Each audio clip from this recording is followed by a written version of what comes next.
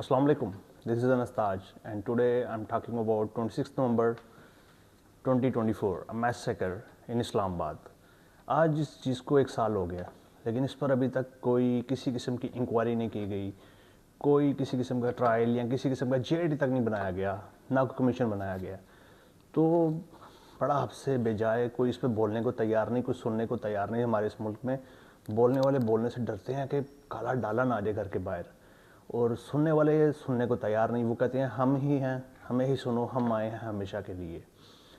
तो ये पहली बार नहीं कोई हुकूमत जो है वो हमेशा के लिए आके बैठी हो। सब यही पाकिस्तान में पीछे आप चले जाएं, कोई भी हुकूमत आई है तो वो यही दावा करती रही कि हम ही हैं, अब हम ही हैं इस मुल्क में, तुम्हें हमसे ही डील करना पड़ेगा और हम जैसी पॉलिसी बनाएंगे तुम्हें उसमें रहना पड़ेगा।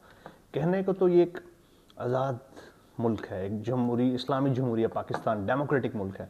तमाम पार्टीज इस चीज़ का दावा करती हैं, कोई पार्टी ये दावा नहीं करती कि ये जमहूरी मुल्क नहीं है। हुकूमती जमातों से लेकर अपोजिशन जमातों तक तमाम जमातें ये दावा करती हैं कि ये एक जमहूरी मुल्क है।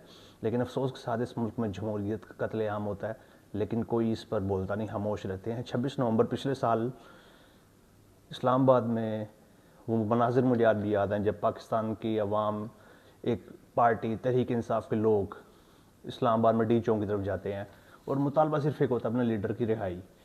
तो एक जमहूरी मुल्क में एहतजाज एक जमहूरी हक होता है, फ्रीडम ऑफ स्पीच होती है।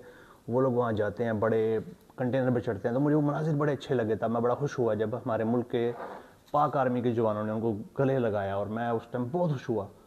मैंने कहा अब ये नफ़रत ख़त्म होगी। जो एक बयानिया बन चुका है ना, जो एक आवाज़ गूंज रही है माशरे में कि फ़ौज हमारी नहीं, तो ये अब ख़त्म होगा। फ़ौज ने गले लगाया और बहुत अच्छा एक जेस्चर किया उससे। लेकिन रात की तारीकी में, अंधेरे में पुलिस एहलकारों ने इस पर गोलियां चलाई आम आवाम पर। तो इब्तदाई रिपोर्ट के मुताबिक कुछ दर्जनों कत्ल थे, 100 से ऊपर से। लेकिन हुकूमत ने इन सब दावों को रद्द किया। उन्होंने कहा कोई बंदा नहीं मारा गया। लेकिन जब गोली चली, एक बंदा भी मरा हो, तो मेरे नज़दीक एक कत्ल भी पूरी इंसानियत का कत्ल है। तरीके इंसाफ से मेरे हज़ार इख्तलाफात हो सकते हैं, इमरान खान से मेरे हज़ार इख्तलाफात हो सकते हैं, लेकिन आप उनसे उनका जमहूरी हक नहीं ले सकते। इस मुल्क में मैं मुखातिब किसको करूँ, वज़ीर आज़म को या वज़ीर आला को? मैं इन मनसब को मानता ही नहीं, क्योंकि इनकी पावर नहीं है। वज़ीर आला हो या वज़ीर आज़म हो या कोई भी मिनिस्टर हो, इस मुल्क में एक डेजिग्नेशन है जो वैलिड है, जिसकी बात सुनी जाती है, मानी जाती है, वो वज़ीर दाखिला मोहसिन नकवी साहब हैं। उसके बाद अगर उसके ऊपर कोई है तो वो फील्ड मार्शल साहब हैं। तो इसके अलावा निज़ाम में कोई नहीं है। निज़ाम यही है, निज़ाम हमारे मुल्क का। अफसोस के साथ 17 सीटें वाले आते हैं और आके बैठ के कहते हैं हम वज़ीर आज़म हैं, मैं वज़ीर आला हूँ, और आम शहरियों का खून बहाया जाता है और उस पर अफसोस और मलाल भी नहीं किया जाता, ना कोई एक्सप्लेनेशन दी जाती। उल्टा कहा जाता है, मुझे वो मनाजिर अभी तक नहीं बोलते जब तारड़ साहब वहाँ पर चलते हैं, वॉक करते हैं और कहते हैं कि जूते छोड़ के भाग गए ये लोग, ये सब भाग गए, इनकलाबी भाग गए, ये तो दिल्ली लेने आए थे, इनकलाब के लिए आए थे। तारड़ साहब, आपको अगर इस माहौल में छोड़ा जाए, आप 10 लाख बंदे भी ले आएँ, तो मेरा नहीं ख्याल आप एक मिनट भी सर्वाइव कर सकेंगे। वो उन लोगों से पूछें जिन्होंने गोली खाई। और एक हमारे न्यू एंकर थे जिन्होंने 26 नवंबर को ये हॉस्पिटल जाके लाशें रिकवर करने की कोशिश की, और आज तक वो केसेस भुगत रहे हैं, सबके सामने है इस मुल्क में। अच्छा, मैं हम इस सिस्टम को गलत कहूँ कि धांधली हुई, 17 सीटों वाला वज़ीर आज़म बना, तो आई डोंट थिंक कि मैं कोई गलत बात कर रहा हूँ या कोई मैं ऐसा इंकशाफ कर रहा हूँ जो इससे पहले अवाम को नहीं मालूम। सब जानते हैं, सबको मालूम है, और पूरा पाकिस्तान जानता है कि 90% अवाम की 90% अवाम ने इमरान खान को वोट दिया। आज भी 90% अवाम इमरान खान के साथ खड़ी है। हज़ार इख्तलाफात अपनी जगह, लेकिन 90% पाकिस्तानियों ने इमरान खान को वोट दिया, उसके साथ खड़े हैं। और उसके बाद उसके बाद भी आप नहीं रुकते। तरीके लब्बई को आप क्रश कर देते हैं। मुरीद के पास आने होता है, साथ रिजवी नसर अभी तक लापता हैं, मंजर आम पर नहीं आए। तो उधर भी मैसेकर होता है मुरीद के में, उसके ऊपर भी आप कहते कोई लाश नहीं गिरी, जबकि मेरे इतलात के मुताबिक गिरी हैं। तो यार कब तक आप इसको जस्टिफाई करेंगे? लेकिन इस्लामाबाद के 26 नवंबर के इस्लामाबाद के साने को आज तहरीक इंसाफ यौम स्याह के तौर पर मना रही है, और मैं बतौर इंसान, बतौर मुसलमान, बतौर पाकिस्तानी, मैं भी 26 नवंबर को एक स्याह दिन के तौर पर ही मनाऊंगा, क्योंकि मेरा ज़मीर मुझे इस चीज़ की इजाज़त नहीं देता कि मुखालिफिन भी हों तो फ़र्क नहीं पड़ता। इंसानी जान बहुत कीमती है। एक इंसान का कत्ल पूरी इंसानियत का कत्ल है मेरे नज़दीक। तो तो यहाँ तो ना वो इंतशार फैला रहे थे, वो हुकूमत गिराने आए थे, यहाँ उन्होंने पार्लियामेंट में घुस जाना था, यहाँ प्राइम मिनिस्टर हाउस में घुस जाना था, तो आपने गोली चलाई। लेकिन आपने ऐसे ही गोली चलाई, जिसने भी चलाई उसका एहतसाब होना चाहिए, इंसाफ मिलना चाहिए। और अभी कल रात से एक न्यूज़ सर्कुलेट कर रही इमरान खान के बारे में, आई ना, इंशाल्लाह ताला उम्मीद है, यकीन है, ये अफवाह होगी इंडियन मीडिया की तरफ से और अफगान मीडिया की तरफ से एक प्रोपेगेंडा है, जिसमें बताया जा रहा है कि इमरान खान साहब के ऊपर कुछ, सब जानते हैं जो अफवाह चल रही है, अल्लाह करे ये झूठी हो।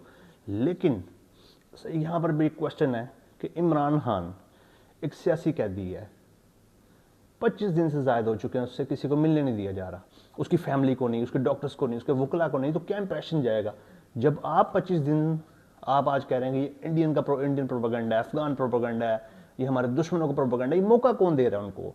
जब आप 25 दिन एक लीडर को, जिसको 90% पाकिस्तान ने वोट दिया, आप उसको मिलने नहीं देंगे किसी से, उसकी फैमिली से, उसके डॉक्टरों से, उसके वकला से, उसकी लीडरशिप से, एक CM है, इलेक्टेड CM, वो आता है, आप उसको मिलने नहीं देते, वो अभी भी बैठा बेचारा, आप मिलने नहीं दे रहे, तो तासुर क्या दे रहे हैं आप?